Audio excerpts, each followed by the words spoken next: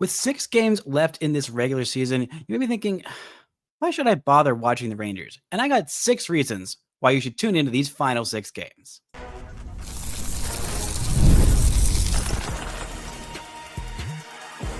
You are Locked On Rangers, your daily Texas Rangers podcast, part of the Locked On Podcast Network, your team every day. You are locked onto the Texas Rangers, the first and best daily Rangers podcast. I'm Bryce Patrick, a cripplingly addicted Texas Rangers fan, covering this team for 12 seasons, including all 7 as the founder and host of this podcast. Thank you all so much for making Locked On Rangers your first listen every single day. If you're not already, you can follow me on Twitter at Bryce Patrick. You can follow the show at Locked On Rangers. Hit subscribe on your favorite podcasting platform and on YouTube, where the best way you can help grow the show is comment nearly any single thing below. Now, on today's show, I'm giving you 6 reasons why the final 6 games of this season does matter, despite it feeling very much like the opposite at this moment. Before we get to all that, this episode is brought to you by FanDuel. Right now, new customers can bet just $5, and if your bet wins, you'll get $300 in bonus bets to use across the app. Download the FanDuel app today.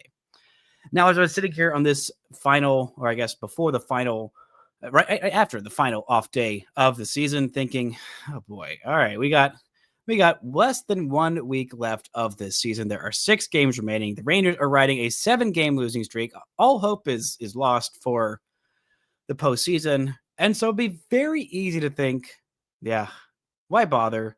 Who cares? This team stinks. I want nothing to do with them for the rest of the season. And if you do feel that way, you're probably not listening to this podcast episode. And so I feel like I should address the people who are still here, who are still sickos like me and are going to watch all of these final 6 games, because I tried to do a version of this episode on Friday, and honestly, just being so depressed with the season being so incredibly over and being an opportunity to talk about the minor leagues and forget about the present of the Texas Rangers and think about the more bright, optimistic future. I chose that option on Friday, and I think I had a lot more fun with it. I have more reasons now than I think I did back then, or at least I believe in them more. So let's start with the number 1 reason to watch the final 6 games, or maybe not even watch, but at least care about in the final 6 games of this 2025 Papoo Texas Rangers regular season. Now, I could throw something in here about them getting above 500, but I'm not sure that's going to happen. So I want to start with something that I am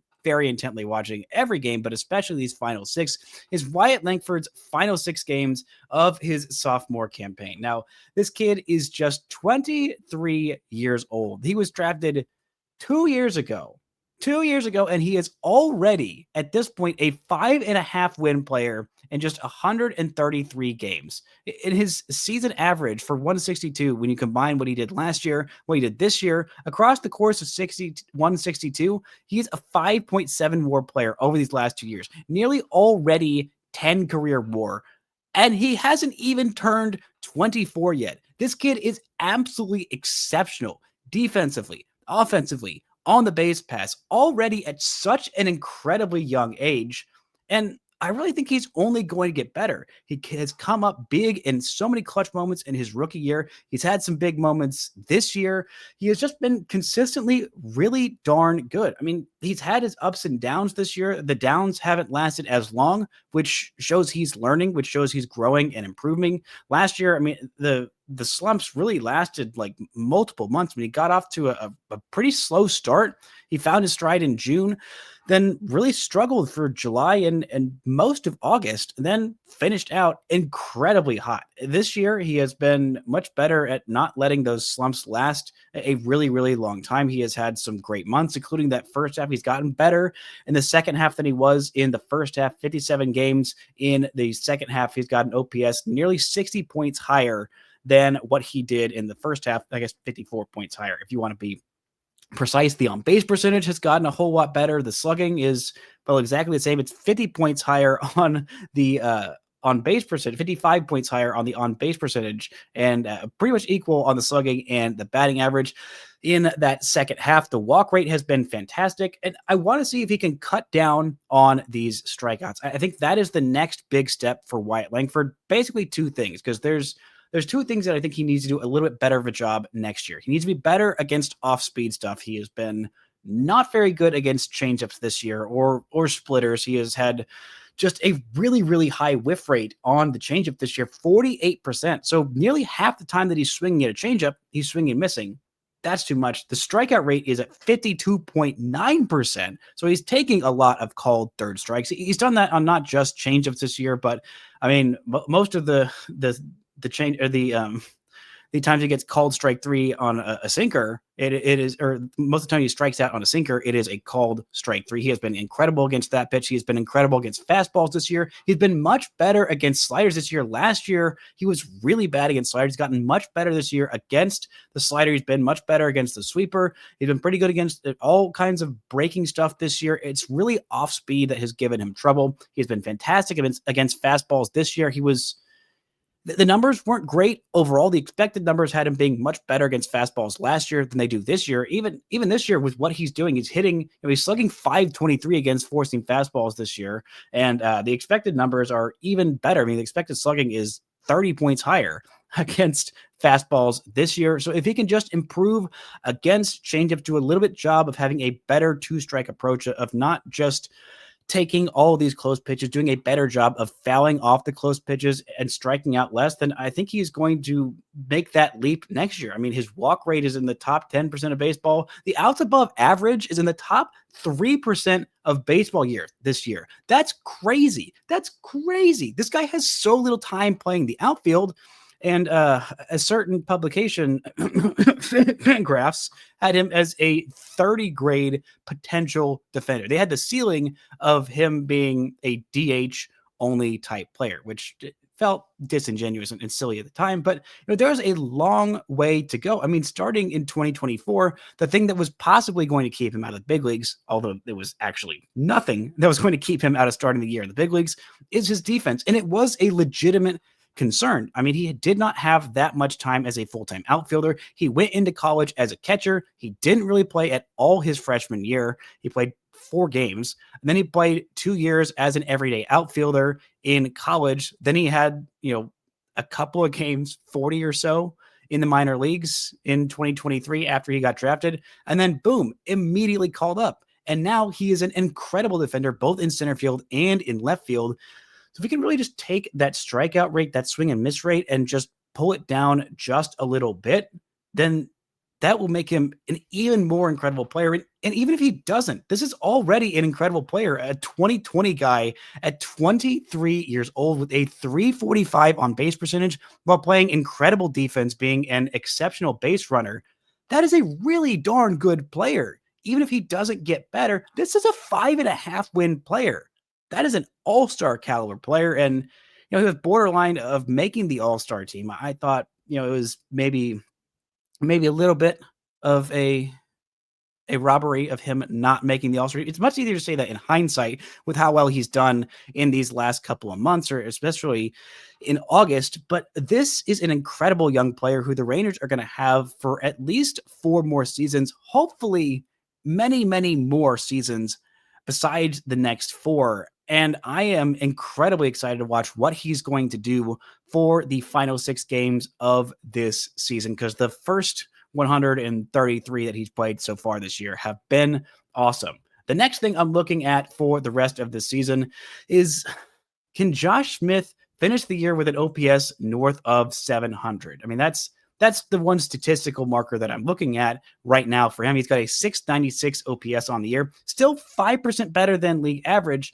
but it is a similar situation to what he did last year. He was incredible in the first half and then has fallen off a cliff in the second half. A 769 OPS in the first half for Josh Smith and a 578 OPS in the second half. I mean, the Rangers really needed a lot of his offense in this second half, and they just haven't got it. I mean, in the month of August, he was awful. A 530 or 558 OPS in that month. He's at a 531 OPS in the month of September.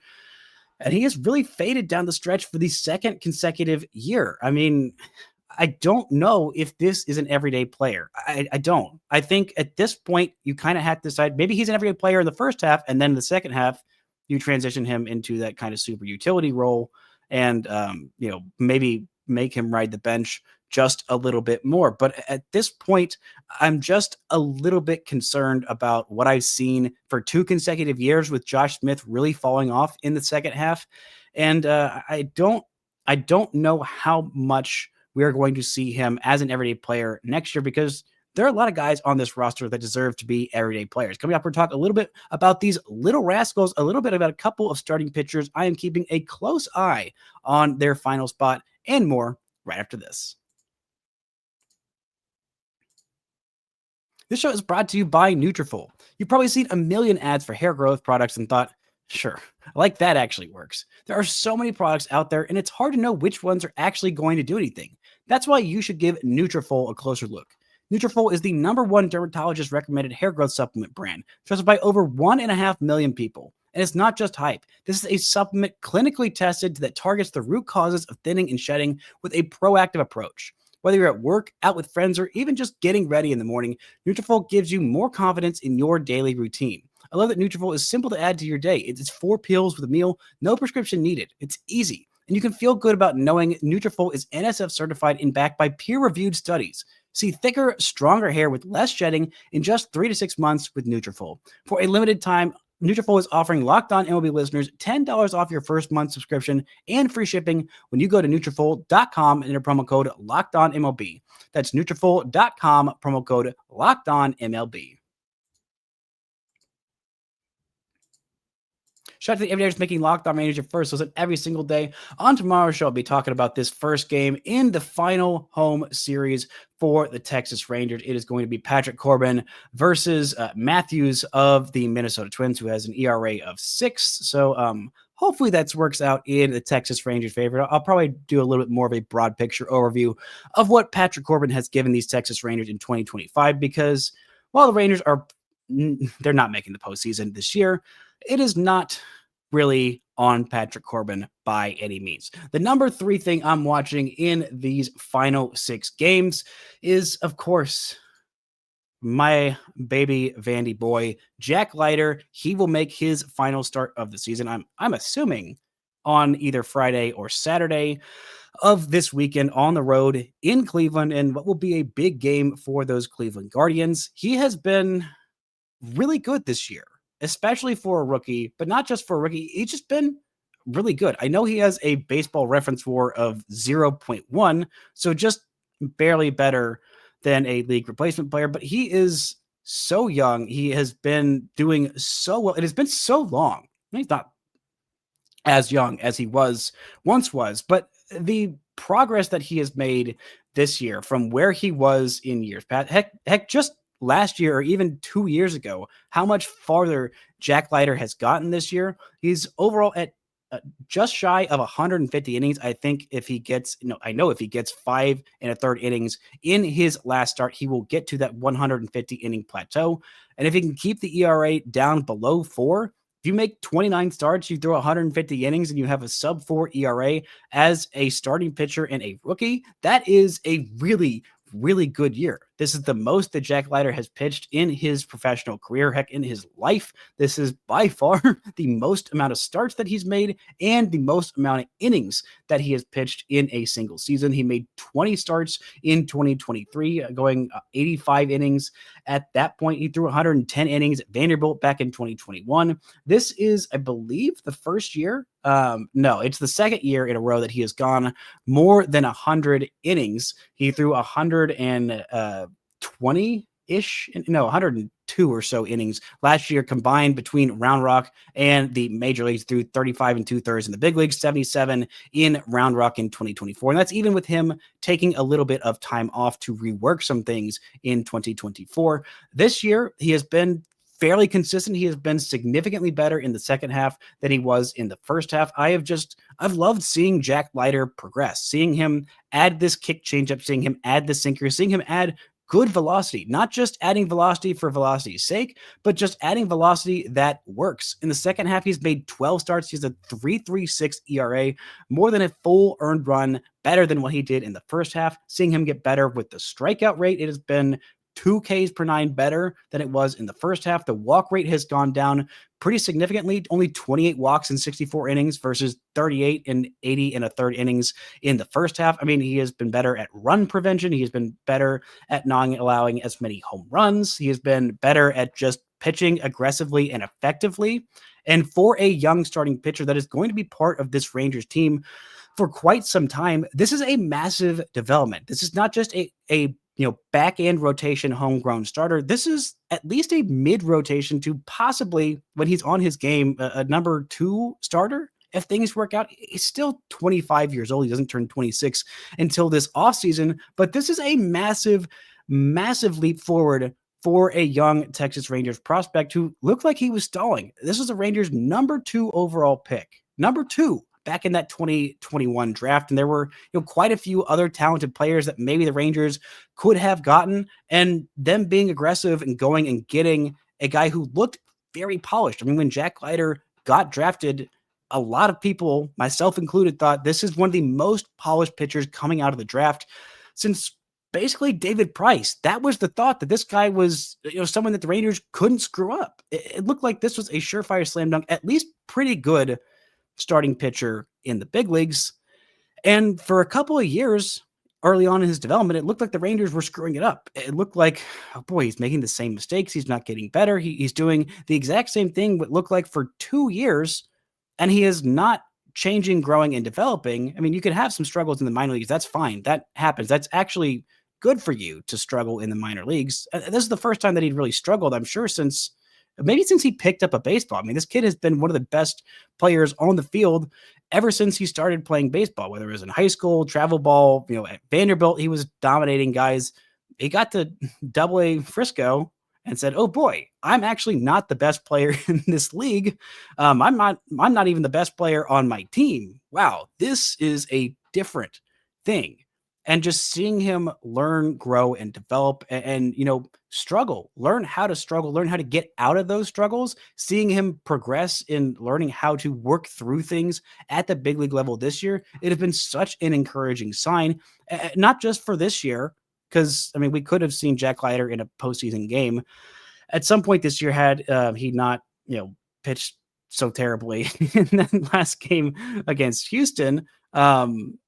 Or maybe if he pitched a little bit better against Miami, but he was not the problem in that loss against Miami. But still, seeing a young starting pitcher progress this much has been such an encouraging sign, and I'm very curious to see if he gets one more start. I think he will this weekend, either Friday or Saturday, on either a week or 6 days rest. Or maybe he starts the final game of the season. I don't know. But I know that I am tuned in to whatever Jack Leiter is doing in that final start of the season whenever it comes. And I am, no matter what happens in that start, I am very proud of what Jack Leiter has done. And I'm very encouraged for the future of this Texas Rangers rotation of having a youngster with this kind of talent, with this kind of mentality to be on this team for years to come.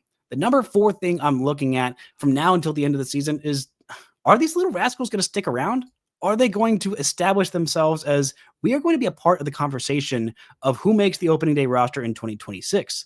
It's a question at this point. Both these guys, I'm thinking mainly of the two of Alejandro Ozuna and Cody Freeman. Both these guys, total dirtbags, very good for this Rangers mentality of just what they've been doing, of bringing that aggression and that, excitement, that exuberance, that youthful exuberance that these two kids have in spades, and just playing their freaking butts off this year. I mean, they have really played their tails off. And, over the last, month or so, they've been playing straight up good baseball. Overall, their numbers don't look particularly impressive, especially Ozuna. He's got a 570 OPS on the season, but you look over the last 28 days, he's hitting over 300 at 314. The on base is at 386. The OPS at 739, because the slug, it really hasn't quite been there this year for him. But he's got 6 walks to 7 strikeouts in that span, and just shy of 60 plate appearances. That is, nearly more than a 10% walk rate, a little bit higher than a 10% strikeout rate. That is a good Major League Baseball player, all while being aggressive on the base pass. He's got 2 stolen bases in that span. He has made some diving plays in the outfield. Like, this is a guy who is going to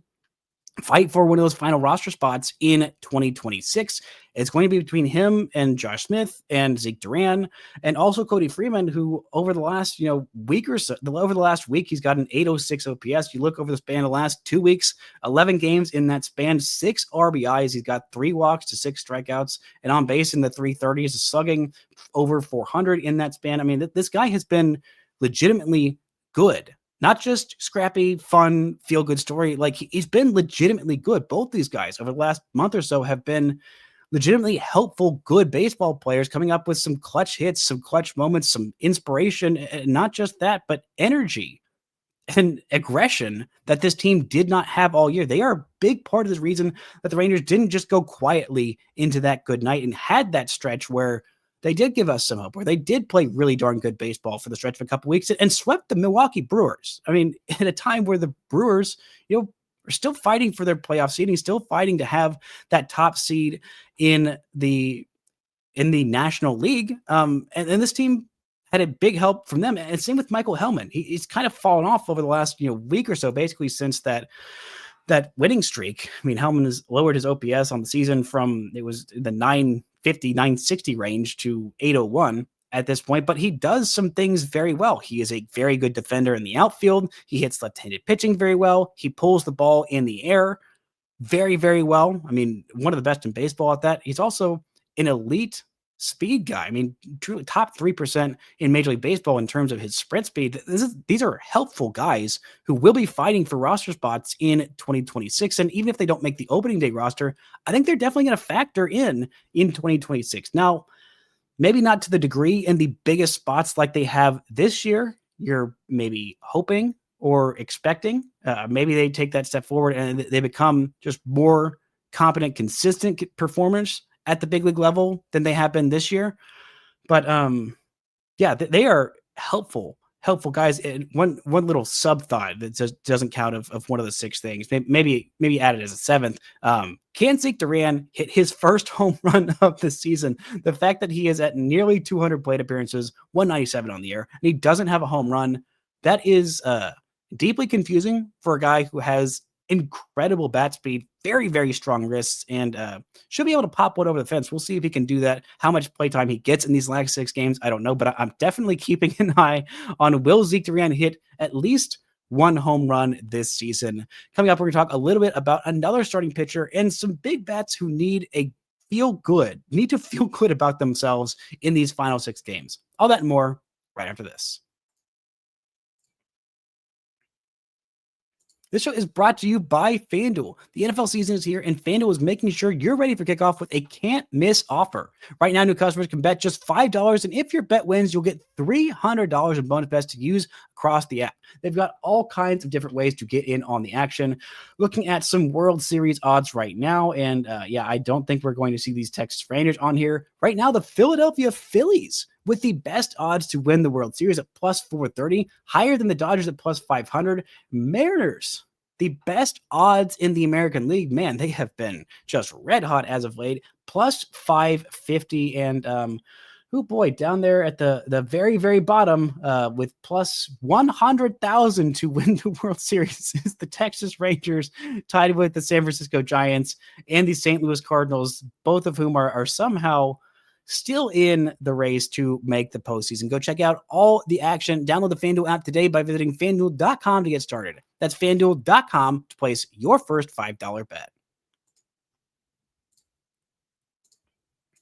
Shout out to the everyday for making Locked On Rangers your first listen every single day. After every single game, Jeff Biggs is with you with the Locked On Rangers postcast, reacting live to all 6 remaining games in this season. Jeff Biggs has been doing a fantastic job this year, and we'll see if I make a guest appearance this week. We're going to try and hammer out some schedules in the next coming days. It is live in your Locked On Rangers podcast feeds on YouTube and wherever you get your podcasts.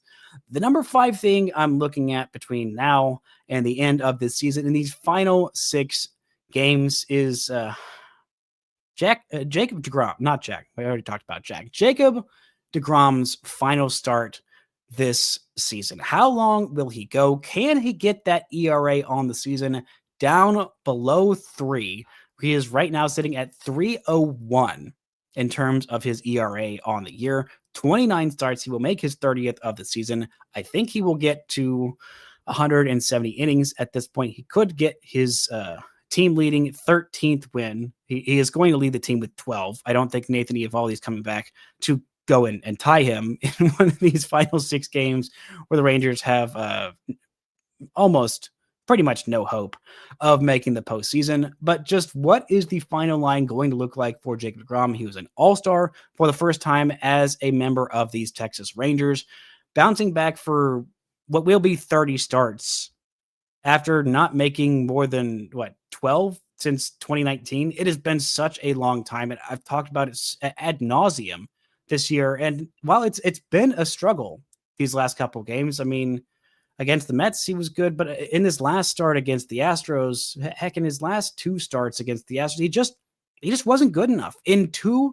huge games, Jacob deGrom just was not good enough. I mean, the last time he made more than 12 starts in a season was 2021. He made 15 starts that year, and it was the best season of pitching I've ever seen from anybody ever. But since then, he has been fighting injury. He's been coming back from Tommy John surgery. He's been putting off Tommy John surgery, it felt like, for those couple years heading into his time in Texas. But after coming back, and I mean, he's got to be the comeback player of the year this year. I mean, there's no question. At 37, making 30 starts, having around a 3-ish ERA, pitching 170 innings, where 160 was thought to be the limit heading into this year.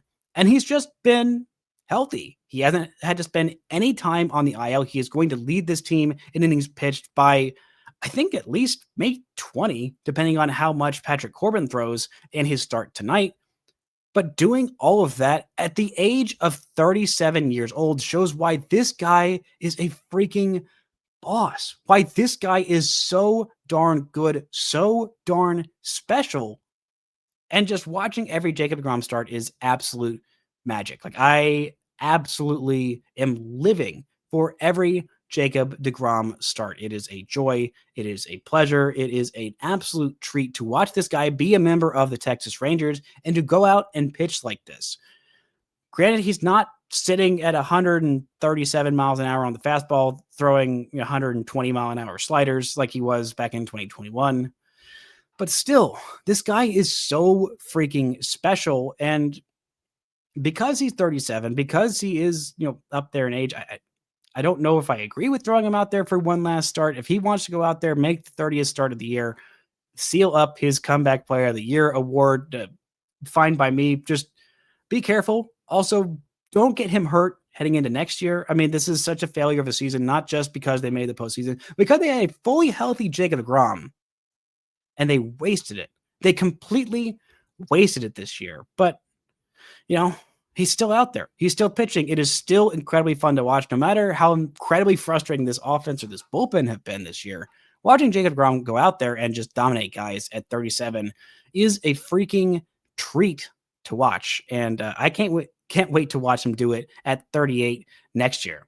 Now, the last thing that I am watching between now and the end of the season is, can some of these big bats just have a note to end the season where they feel good about themselves? I mean, that is the main thing. I mean, it's mainly Jake Burger, because he is going to be a part of this team for years and years to come, you hope. I mean, he's been slightly better than league average with his OPS. He's another one who I'm looking, can he have an OPS north of 700? Right now, he is sitting at 699 in terms of his OPS. He's had 16 bombs this year in just 98 games. I mean, that's about the level of home runs we are expecting from Jake Burger. The defense has been much better than expected. The athleticism has been significantly better than I expected from Jake Burger, not just being fast for a big boy, but being actually fast. He has had such high highs, such low lows. I mean, the last couple of games is just the at-bats, especially in that series against Houston. They were tough to watch. They were really, really tough to watch. But in some of those moments where the Rangers were going off in that win streak, Jake Burger was carrying the offense. I mean,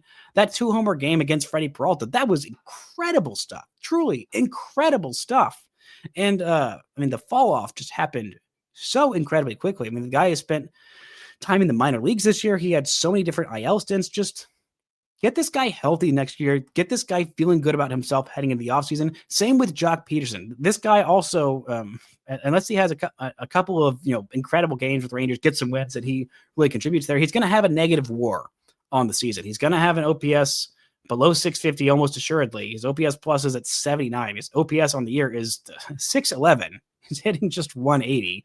So he's going to have an on-base percentage below 300 on the year. He's going to slug below 350. He's going to be hitting well below 200. And he's going to be a big part of this team in 2025 and 2026. He is. The Rangers need to get him right. And same with Adolis Garcia. This guy has been so incredible defensively this year and so deeply inconsistent offensively this year that there's going to be a legitimate question this offseason of what do the Rangers do with Adolis Garcia? Do they bring him back because he is going to be making probably north of $10 million a year with his third year of arbitration, his final year of arbitration, or do the Rangers just straight up non-tender him?